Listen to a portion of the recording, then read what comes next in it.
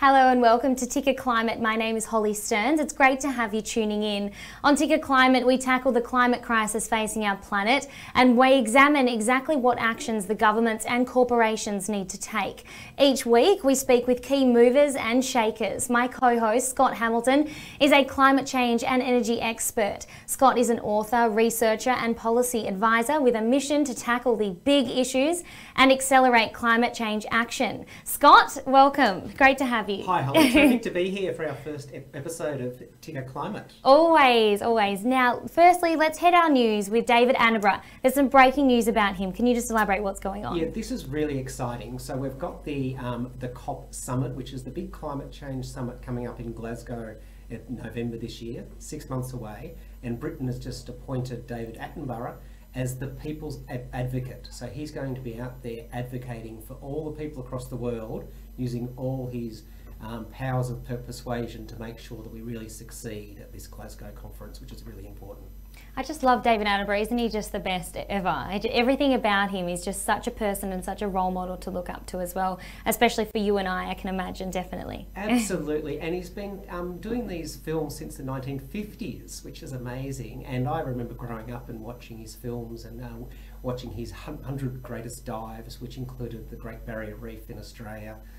So he really is an icon and a living legend again. Absolutely. Now also heading our news, investment banking company Macquarie Group. Now there's plans and talks that they're actually going to be exiting coal. What's this all about? So this is again the Macquarie Bank, which is has hundreds of millions of dollars that it uses to invest and has a lot of loans. I think its mortgage book is about $500 billion or something amazing amount of money. And they've said they're going to be getting out of coal by 2024.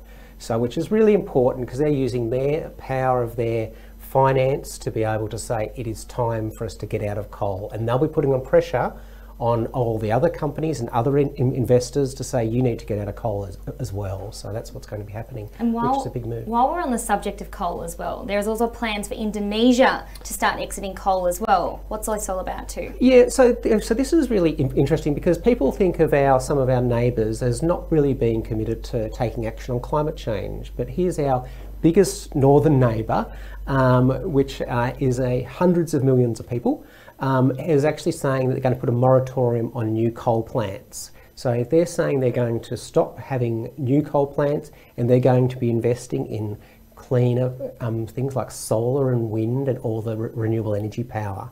And over the next years, they're going to be making massive investments in these new clean technologies. So do we know what year they'll actually be bringing that in? Well, they're actually starting from next year. They're saying they're going to put the moratorium on no new coal plants. Mm-hmm. So that's another country that's just, again, building the evidence that that coal is not really going to be there. And that's what the world is saying needs to happen if we're to address climate change. Absolutely. Now, definitely, Malcolm Turnbull is a living legend in the Australian political landscape. Now, this is big news for us coming into our first program of Ticker Climate. Now, Malcolm Turnbull was Australia's 29th Prime Minister from 2015 to 2018. Prior to this, Malcolm was a successful lawyer, investment banker, journalist and author. Malcolm has an incredible insight and he is here to share it live with us now and talk about current climate issues of today. Malcolm, welcome to you. Thank you very much. It's great to be with you. Hi, Malcolm. Great to see you again, and really terrific to have you in this week, which of course is the federal budget week. We've got the budget coming out tomorrow, and be really just keen to get your thoughts on what we might see, if anything, from a climate and energy perspective, whether this will be a time for change. Well, look, you know, I mean, it's hard to say. I hope the gas-led recovery doesn't make much of an appearance. That is a complete dud. What I'm hoping the government will do is put some substantial resources behind some of the technologies of the future, and that includes obviously storage. We absolutely need more pumped storage. You know, there's only 2 pumped storage projects underway in Australia, Snowy Hydro 2.0, which I started in 2017, in fact, so it's been a while. These projects take a while. And of course, the GenX pumped storage project in Queensland, but we need a lot more. So that's one. And also green hydrogen. I mean, I'm the chairman of Andrew Forrest's Australian Fortescue Future Industries company, which is promoting green hydrogen. But we do need some substantial projects underway. You know, I worry that the government will put lots of relatively small amounts of money behind essentially pilot projects. And what we need scale. You know, you need Snowy Hydro 2.0 is big, and with green hydrogen, we need to demonstrate that it can be made economically at scale, and the only way to do that is to get on with it. You've got to start putting the investment. If you believe in hydrogen valleys, as Scott Morrison said at the Biden summit the other day, you've got to put your money where your mouth is. Otherwise, it will be a very dry gulch. Now, you know, I think Scott's inspired by the whole green hydrogen agenda, but now it's important to mobilise the resources and the leadership of the federal government to make sure that it happens. Absolutely. Malcolm, you say that these things are really important. How likely do you think we are to see them unfold during the budget tomorrow? Well, look, I don't know. I mean, I hope so. There's a lot of expectation there. If ever there was a time to borrow money to build with which to build economic infrastructure, it is right now. I mean, money has never been cheaper, and this is a time for governments to show some vision, and it's that investment in economic infrastructure that will secure our future. I mean, you look at Snowy Hydro 2.0, that is going to make so many renewables with solar, wind reliable, because it's a gigantic battery. I mean, that's what we need. We can have cheaper energy, and we're getting that at the moment because of renewables, and we can have zero emission energy as long as we make the investments and plan it. So there is a really prosperous, cheaper energy future for Australia post-coal. It sounds too good to be true, doesn't it? That you can get zero emissions and cheaper electricity.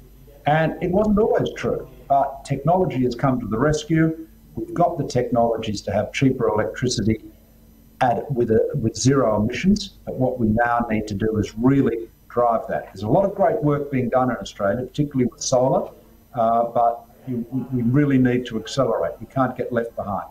Absolutely. Right. Scott, from a climate perspective, what are you hoping to see unfold tomorrow in the federal budget? Yeah, Holly, look, I'm really wondering where the big, bold visions are. Like, when was the last time that we had a Prime Minister talking about a big, bold vision? I want more of things like the Snowy 2.0. That's the sort of bold vision that I want our leaders to be talking about when they're spending billions of our taxpayers' dollars. I want to know whereabouts the next green steel plant's going to be built in Australia. Well, where's the first one? When are we going to get zero emission fast rail? Those sorts of things. This is the time for nation building, big vision, big infrastructure projects, the things like Joe Biden's been talking about with his budget, which is fantastic. I mean, Malcolm, just picking up on what you said before about Australia being left behind, we know President Biden hosted the Virtual Climate Summit just recently, where we saw America and China commit to some pretty impressive targets against climate change. Do you think Australia seems to be falling behind, and what do you think the Biden administration thinks of the Morrison government?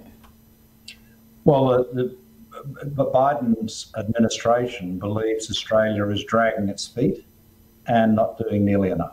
And they've made that very clear. I mean, they briefed that out directly from the White House to the Australian media recently, which I thought was pretty aggressive, but it shows you how strong the feeling is. I mean, Australia is a wealthy, developed country with great technology, particularly on solar. I mean, what Martin Green and his many collaborators have done at the University of New South Wales is really create the tech that has driven down the cost per watt of solar photovoltaics. So the solar PV revolution was in large part created here in Australia. It's a great credit to Martin and all his collaborators here and in China and elsewhere. So we've also got great resources, solar radiation, lots of sunshine, big country, plenty of good locations for wind, not correlated. So, you can get places where the wind is blowing at one time but not in another. And all of that is enormous potential. And so people from overseas, they look at us and they say, why are you hanging on to fossil fuels? Now, I suppose you can say, well, we want to keep mining coal to make the money from it. But the fact of the matter is demand for coal is going to head south and rapidly. I mean, the people, the characters like, George Christensen and Keith Pitt and Matt Canavan and Barnaby, who all believe that climate change is, unreal or exaggerated or whatever, and that coal's going to go on forever, they are dreaming. You've only got to look at what other nations are doing, particularly in our region. Scott was just talking about Indonesia. So the fact is, we've got to recognise that change is coming and plan for it. And that means taking advantage of the great opportunities we have. We could be a clean energy superpower.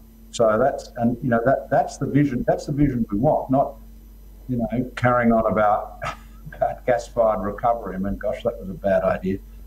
Probably sounded good at the time when they wrote the press release, but it's flopped. The one thing we do know is that the cheapest form of generation is renewables plus storage, and the cost of storage is getting cheaper. But in terms of long duration storage, which is pumped storage, you've got to get in and start building it. And Snowy 2.0 is not enough. We need more. So Malcolm, one of the insights that you've got also is through the eyes of Fortescue and Twiggy Forrest and also the major banks. Now there's a lot of talk about carbon tariffs, so the EU putting on the carbon border adjustment mechanism. We've even got President Biden talking about it. Is this a concern to banks and also to the businesses within Australia? Well, it absolutely is, Scott. I mean, the Europeans have made it very clear that they are going to impose carbon tariffs. And what that means is that they will impose a tax at the border on goods and possibly services as well, coming from countries that are not doing their part to cut emissions. And look, it's not unreasonable, because if you assume, as it is, that this is a global problem, and a tonne of CO2 has the same impact on, for example, France's climate as it does, regardless of whether it's emitted in France or China or Australia, then if you are committed to cutting global emissions, then you are entitled to say to other countries, look, if you don't want to play your part and pay your share of the cost and get in there and make the investment, that's fine, but we're not going to have our businesses disadvantaged by your, sluggish, laggard conduct. And so I think you're going to see that from the Europeans. The Americans have talked about it. I know I've spoken to people in the Biden administration about it. Views are genuinely divided there. But I can tell you that politicians love nothing better than a little bit of protectionism. That's right. Particularly if they can wrap it round with a nice argument that you're not just protecting local jobs and businesses, but you're also saving the planet. So we need to be very careful about this. And, I notice Angus Taylor and others have been saying, being indignant about carbon tariffs. I mean, honestly, the Europeans will just say, talk to the hand. That's right. I mean, we're a very small economy compared to Europe, compared to the United States.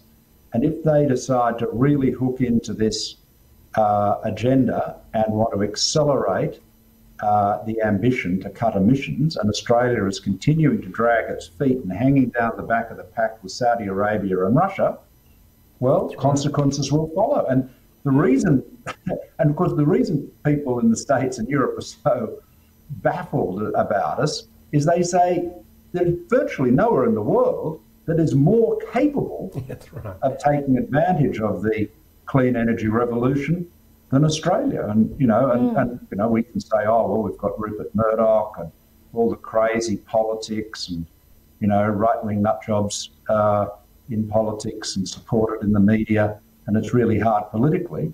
And from a foreigner's point of view, they say, well, that's your problem. That's your problem. You can just you can just get them to explain why our industries are being having carbon taxes put on them carbon tariffs put on them by our trading partners.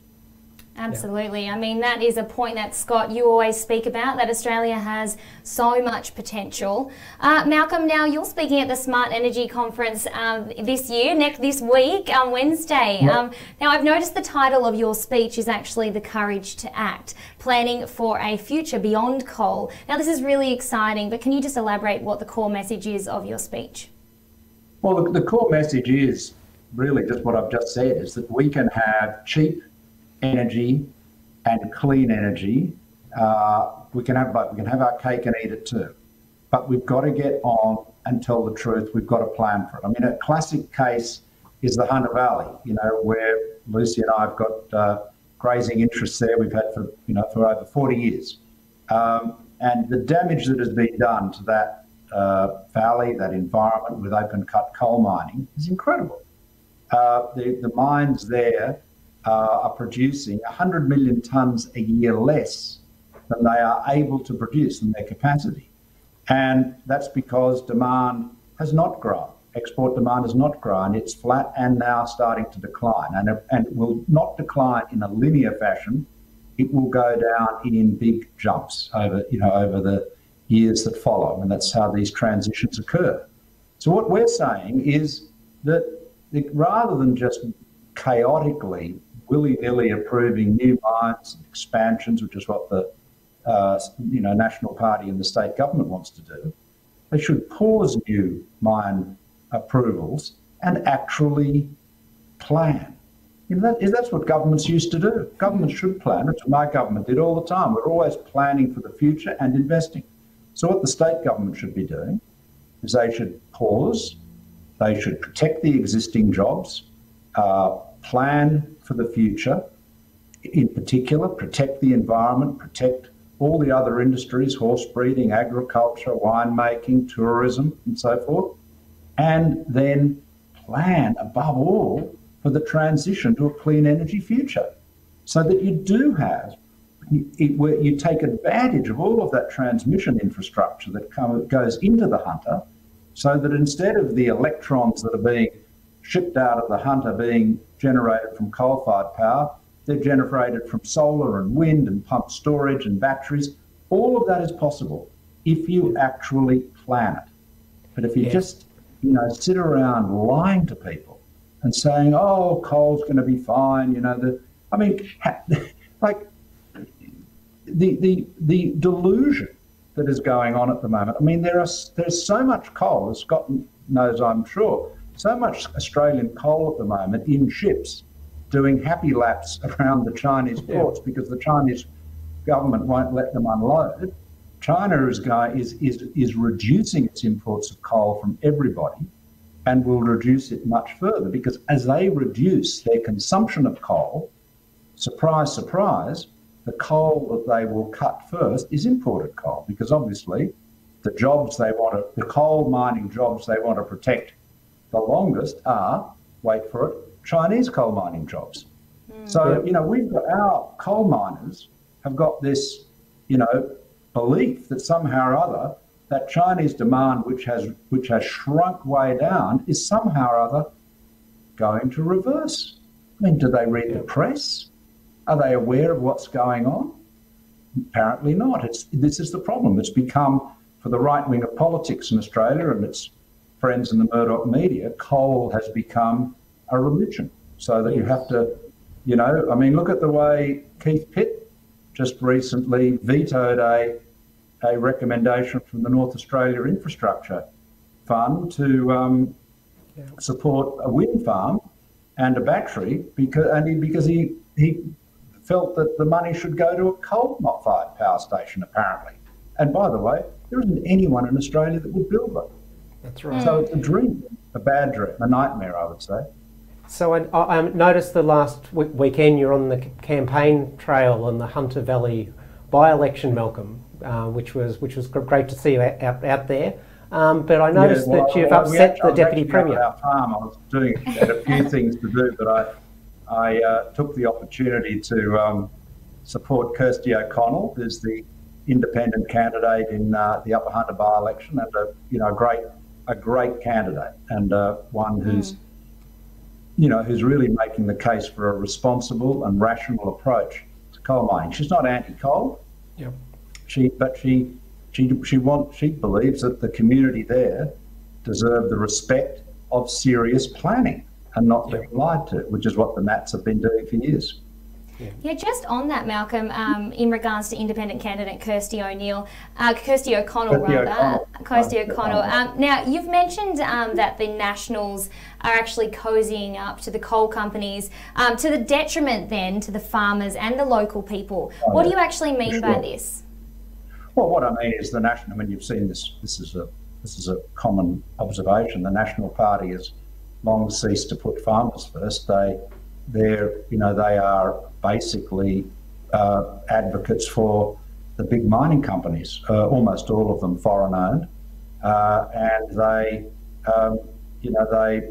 people that pay the price for that, in particular, are the local communities, because it's their landscape that is being destroyed. It is their air quality that is being devastated. You know, Muswellbrook in the Upper Hunter has got the worst air quality in Australia. Yeah. Now, they will say, oh, well, there are jobs. Yes, of course there are jobs.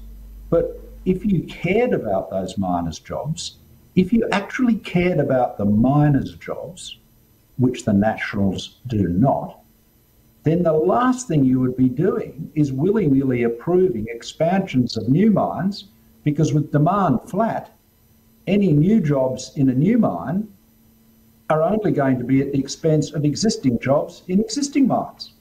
So, it's not as though we're dealing with a coal market where demand is ramping up. It's heading in the other direction. Yep. So, just the sheer mindlessness and stupidity of the approach that John Barilaro is taking. I mean, he is literally, his position is that anything other than an unconstrained, continual expansion of open-cut coal mining is heretical. Now, that is just reality denial, and trying to, if you were to say in any other context, what we need is a thoughtful, considered plan that protects existing jobs, protects the other industries, looks after the environment, makes sure that there's the money available to pay for remediation, and above all, creates the jobs for the future. Doesn't it sound like common sense? It does. Well, it is, but everywhere except with the National Party. Although I noticed, by the way, I don't know if you saw today, but the reason we're having the by-election is because Michael Johnson, the former National Party member, resigned after he was found to be texting a sex worker and from his mobile phone while sitting in the Legislative Assembly, and there are some other allegations about him as well. Anyway, so he's resigned in disgrace, hence the by-election. And I noticed today that he's already set himself up as a political consultant with a new website with lots of pictures of him with Gladys and John Barilaro. And so, back a disgraced politician 1 minute, lobbyist the next. It's amazing. I feel like Trump land, Malcolm. Yeah, it is. Well, it has a sort of, it's on the sort of the Trumpy shamelessness meter. I think it's definitely getting close to 10 out of 10. Yes, absolutely. Now, also, I noticed, Malcolm, that you and Kevin Rudd were talking to Friendly Geordies, actually asking for a Royal Kevin Commission. I wasn't actually. I wasn't. Kevin was. That was all Kevin's work with Friendly Geordies. Yeah. In regards to a Royal Commission into Murdoch's media empire and the distortions there, can you just elaborate on that for us? Well, I think what Kevin has done is, and I think it's a great credit to him, he has hung a light in a very persistent and consistent way on the way in which the Murdoch media has in Australia, and particularly in the United States with Fox News, become just propaganda. It's pushing a far-right political agenda. It's fact-free. It's untethered from the facts. I mean, look at the way Fox News promoted the ludicrous proposition that Joe Biden hadn't won the election. Yeah. The direct consequence of which was that assault on the Capitol on the 6th of January.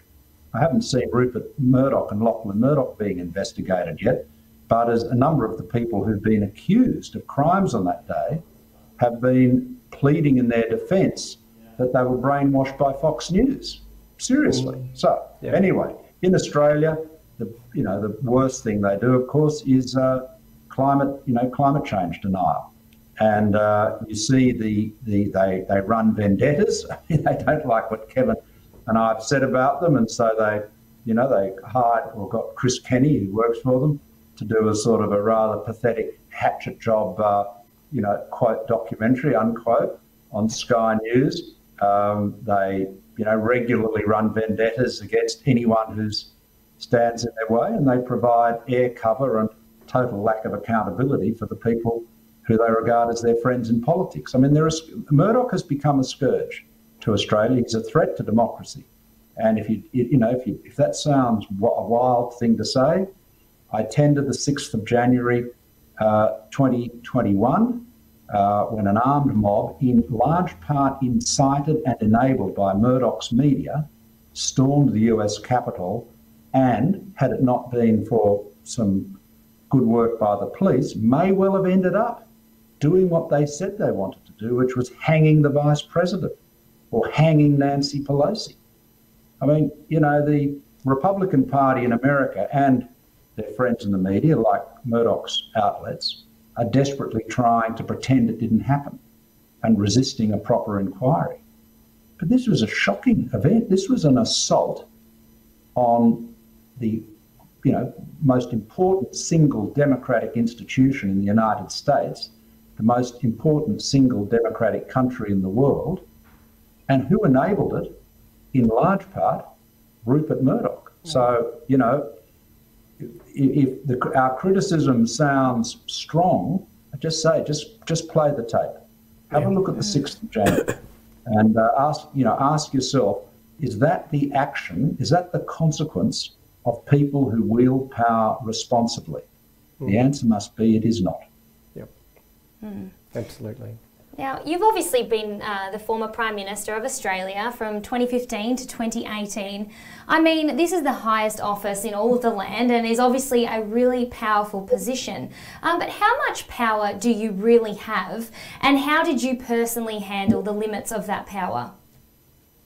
Well, look, it is a fantastic job, and it is it's a great privilege, and it's wonderful to be able to get good things done. And I wasn't Prime Minister for as long as I would have liked, but I got a lot more done than I thought I would ever be able to do. So, I don't have a lot of complaints or regrets, to be honest. But the Prime Minister is not a dictator.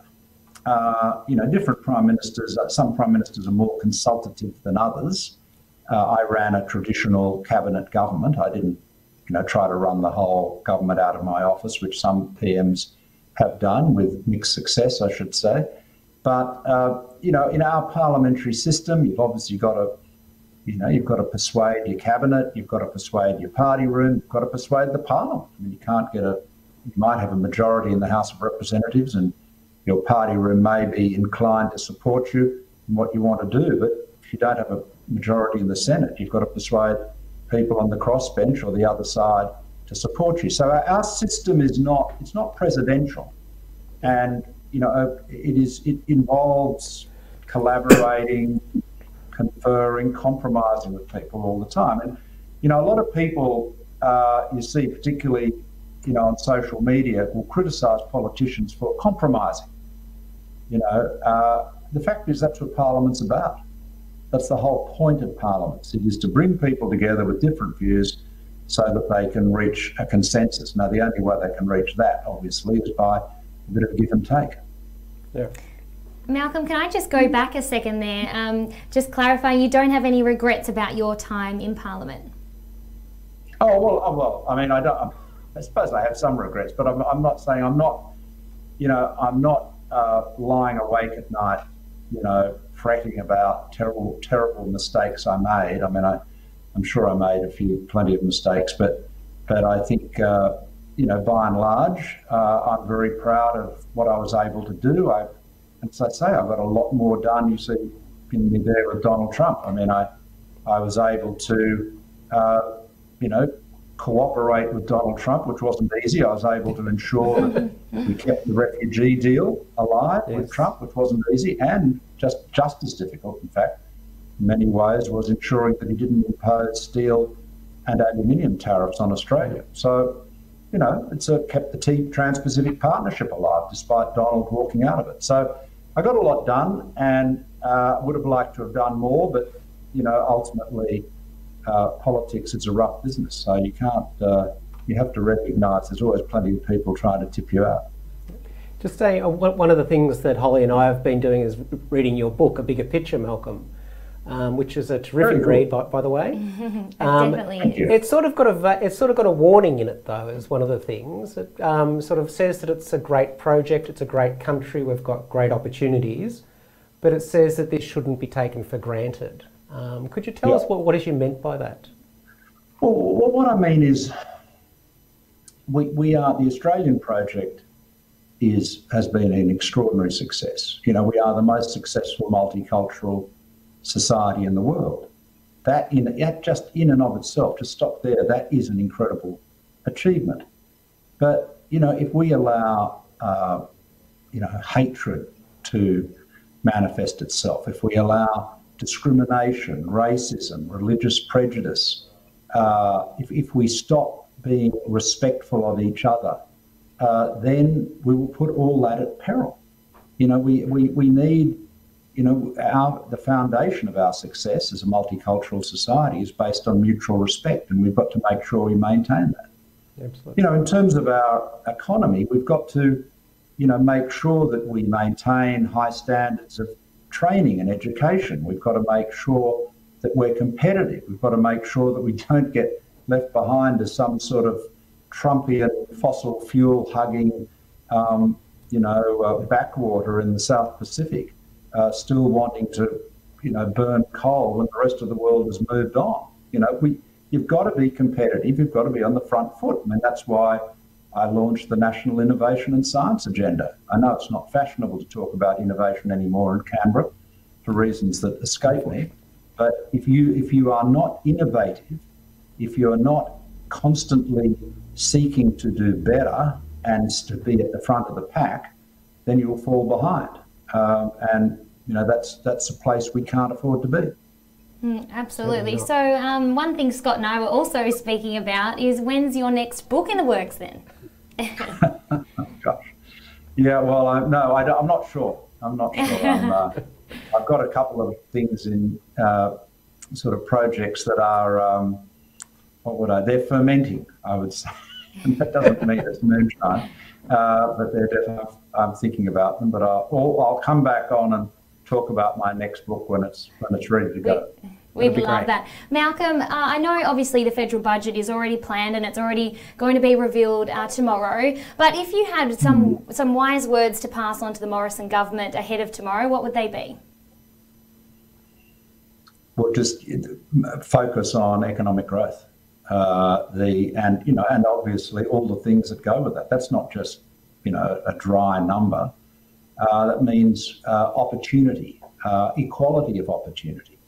You've got to make sure that all Australians, you know, first Indigenous Australians, you know, Australians in regional areas, women, men, you know, you've got to make sure that everybody has, you know, a chance to get ahead and do their best and realise their dreams.